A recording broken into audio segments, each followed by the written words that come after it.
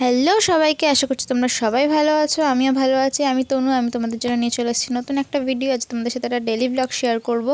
তো আমি এখানে সকাল সকাল উঠে রেডি হয়ে গেছি, বলতে সরি, ভুল হয়ে গেছে, মানে get ready with me share করে না রেডি হয়ে গেছি বলাটা একটা অভ্যাস হয়ে গেছে। তো এখানে উঠেই আগে আমি বেডটা ক্লিন করে নিলাম।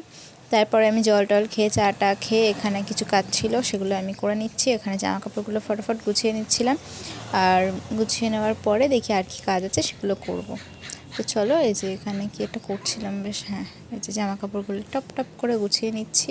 আর এখন এখানে না আমাদের এখানে খুব বৃষ্টি হচ্ছে, আর ওয়েদারটা খুব সুন্দর হয়ে গেছে, মানে একটা মানে খুব একটা ভ্যাপসা গরম নেই, তার জন্য মানে কোনো কাজ করতে সেরকম খুব একটা কষ্ট হচ্ছে না। তো এখানে জামা কাপড়গুলো আমি গুছিয়ে দিচ্ছিলাম। মা তো সারাদিন অনেক কাজবাজ করে, আর এগুলো আগের দিনের জামা কাপড়, এগুলো গোছানো হয়নি বলে পড়েছিল, বৃষ্টি হচ্ছিলো, মানে মেলে রাখা হয়েছিল তো শুকায়নি বলে।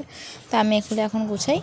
আর তোমরা পুরো ভিডিওটা দেখো, ভিডিওটা আশা করছি ভালো লাগবে। ভিডিওটা ভালো লাগলে কেউ সবাই চ্যানেলটা সাবস্ক্রাইব করো, একটা লাইক কমেন্ট শেয়ার করে দিয়েছি চ্যানেলটাতে। তো চলো, এখানে আমার জামা কাপড় গোছানো ডান। তো এখানে আমি একটু ঢং শং করে নিলাম, নিয়ে এবার জায়গার জিনিসগুলো জায়গায় তুলে রাখি। এবার তারপরে দেখি আর কি করা যায়, তো চলো সেগুলো করব। এখানে এই যে বাইরে বৃষ্টি হচ্ছিলো, সেটাও তোমাদের সাথে একটু দেখিয়ে দিলাম। মানে বাইরে মানে বৃষ্টি হলে না এই সবুজ গাছপালা এসব আমার খুব ভালো লাগে। আর এই যে এইখানটা, এটা হচ্ছে আমাদের বাড়ির পাশটা, মানে ওই পাশে একটা পুকুর আছে।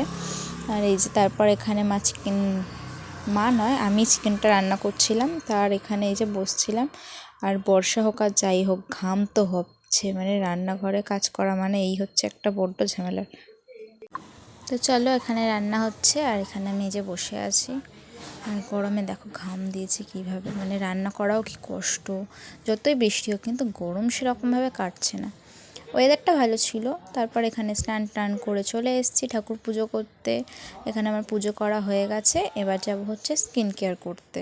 তো চলো স্কিন কেয়ার করে নিই। আর এই যে এখানে স্কিন কেয়ার করবো একটু, বাড়িতে থাকলেও আমি একটু সানস্ক্রিন ইউজ করি, কারণ অনেক কাজবাজি করতে হয় তার জন্য। তো আমি এখানে একটু সানস্ক্রিন মেখে নিচ্ছি মুখে। তো চলো তোমরা পুরো ভিডিওটা দেখো।